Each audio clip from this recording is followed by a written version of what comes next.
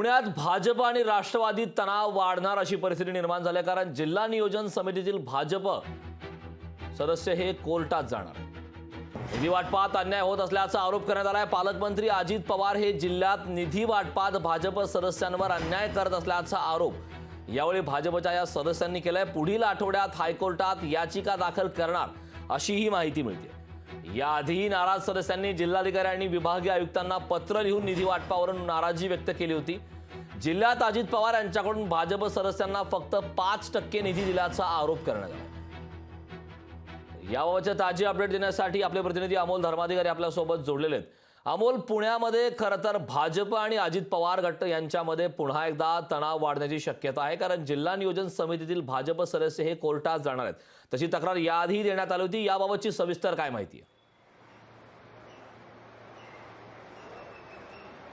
कारण आता जी माहिती आपल्याला मिळालेली आहे त्यानुसार जे नाराज सदस्य आहे भाजपमधले त्यांनी आता कायदेशीर प्रक्रियेला सुरुवात केलेली आहे आणि साधारण पुढच्या आठवड्यामध्ये मुंबई उच्च न्यायालयामध्ये याबाबतची याचिका दाखल केली जाणार आहे अशी सुद्धा माहिती त्यांनी आपल्याला दिलेली आहे.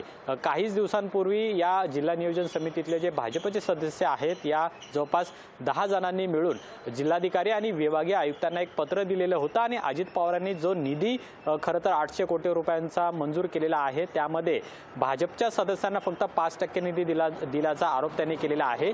ज्यावेळेस पालकमंत्री चंद्रकांत पाटील होते त्यावेळेस 40% निधी मिळत होता, मात्र आता फक्त 5% निधी हा भाजपच्या सदस्यांना दिला जातोय आणि त्यामुळे हा कुठेतरी दुजाभाव केल्याचा आरोप त्यांनी केलेला आहे. आणि त्याचमुळे गेल्या काही दिवसांपूर्वी याबाबतची बैठक चंद्रकांत पाटील यांच्यासोबत सुद्धा झालेली होती.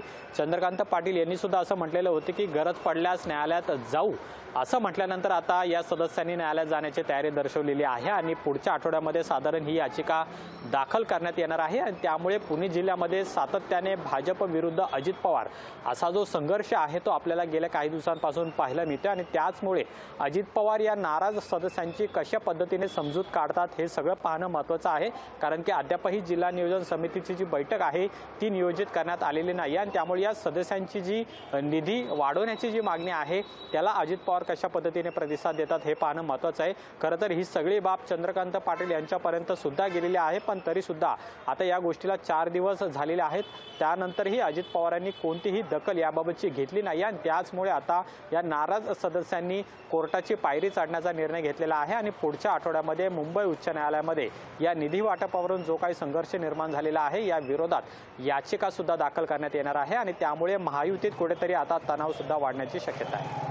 नक्कीच अमोल, महायुतीमध्ये तणाव वाढण्याची शक्यता आहे. खरं तर या घडामोडींवरती आता अजित पवार गटाकडे नेमकी काय प्रतिक्रिया येते ते पाहणं महत्त्वाचं आहे. खूप खूप धन्यवाद अमोल या सविस्तर अशा माहितीबद्दल. लोकशाही मराठी ऐका, पहा, जागरूक रहा.